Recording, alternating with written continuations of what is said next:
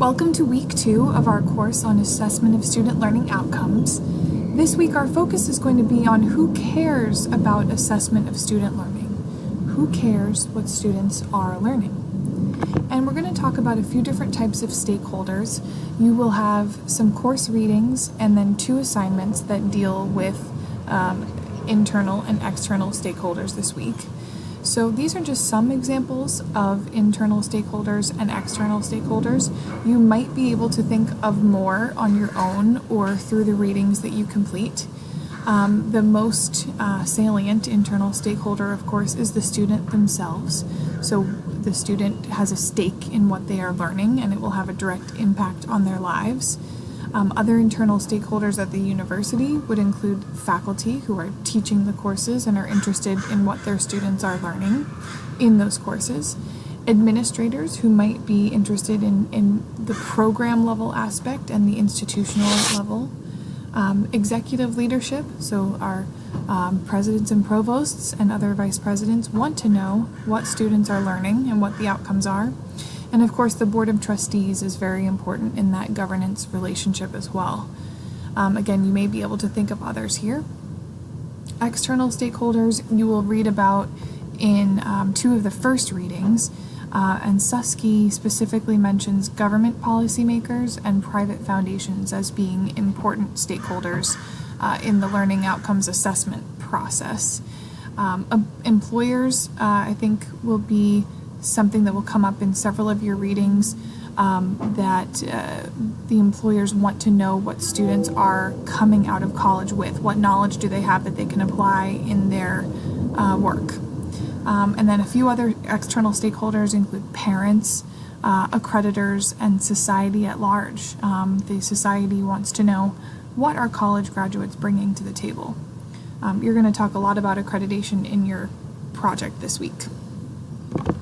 We also have a special guest facilitator this week. I will be traveling in Asia and will not be connecting, but we have Dr. Kim O'Halloran, who is the Associate Provost and Dean of Graduate Studies and Extended Learning here at Widener University. Dr. O'Halloran will be facilitating your discussion, and she frequently engages with both internal and external stakeholders, especially the Board of Trustees, senior leadership, employers out in the community, mostly related to the graduate and extended learning programs. However, Dr. O'Halloran has also been working on developing new programs across the university and has been leading that committee. So I think she'll have a lot to contribute to your discussion this week. I just want to briefly review the readings you'll be doing. These are the 3 references if you need them in the future. The Linda Susky book, 5 Dimensions of Quality, is an excellent read, and I do have a copy of that if anyone wants to read the entire book. I'll be including some excerpts from this throughout the semester. The John Marcus article is one I found on the Hechinger report, and that is a popular media example. And then there is a chapter from Kay Shatuk's book on assuring quality in online education. So the Susky book, I included 2 chapters. The first is Why is American Higher Education Under Fire? I just wanted to highlight a couple of quotes here. One about economic development.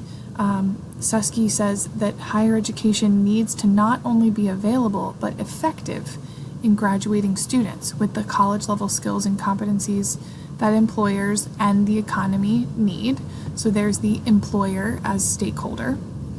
She also discusses the return on investment, that the variability in earnings of college graduates has led to calls to provide consumer information, comparing tuition against starting salaries. And that is just a crude measure of return on investment, but she argues it's a good place to start. And so you see there, students, of course, are one of the stakeholders. Also, government policymakers would be interested in college students' earnings and how that's impacting them. You can also imagine that the world of financial aid would be interested in that particular return on investment. And Susky also discusses the changing college student, so changing demographics, changing resources, and different levels of preparedness. There are also different entry points, so a lot of more non-traditional students who are beginning their programs later in life.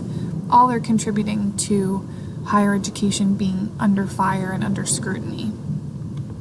The second SESCI chapter then includes information about accreditation, and that you'll want to read to complete this week's assignment, the paper that is due on accreditation and assessment. And there are a few additional resources I included in your modules as well. There's a link to the National Institute on Learning Outcomes Assessment, NILOA. And then I've also included our regional accreditor is the Middle States Commission on Higher Education. So that website would be a good one for you to look at and reference. There are 5 other regional accrediting bodies, so you can also reference those if you so choose. The Marcus article, I just wanted to add 2 points here that he does detail efforts that some universities are making, and I think some of those are very helpful in thinking about what universities can do to communicate their learning outcomes assessment to both internal and external stakeholders.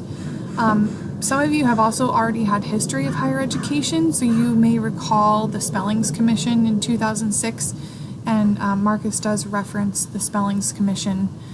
Secretary of Education Margaret Spellings called for more accountability with regard to learning outcomes, and that is something you can also reference in your paper if you so choose. And finally, the last article is just one example. You may be able to find others. This one specifically is discussing faculty and administrators and how to include them. So it gives some practical ways to get faculty and administrators involved in the assessment process, but it also can be applied to other stakeholders as well. Just a few examples are, they discuss getting faculty and administrators involved in the planning process. Other stakeholders might be able to form advisory boards to both receive feedback and give feedback. It's important to be transparent about long-range plans with stakeholders, in addition to just faculty and administrators. And this chapter also discusses integrating data and then also gathering measures of effectiveness. So that's certainly something that can be applied to other stakeholders as well.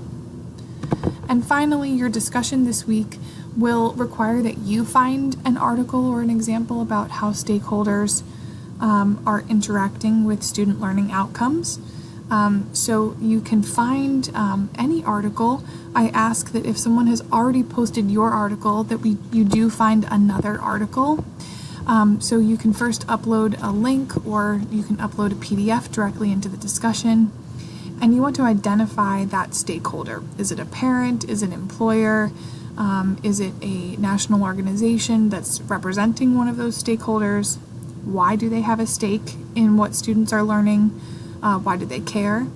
And you can just summarize the article very briefly. I encourage you all to read one another's articles, so you don't need to go too much into the summarizing part of it, and then include your opinion and personal take on the article.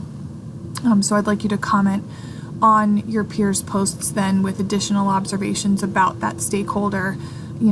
Should they care? What is the tone of the article?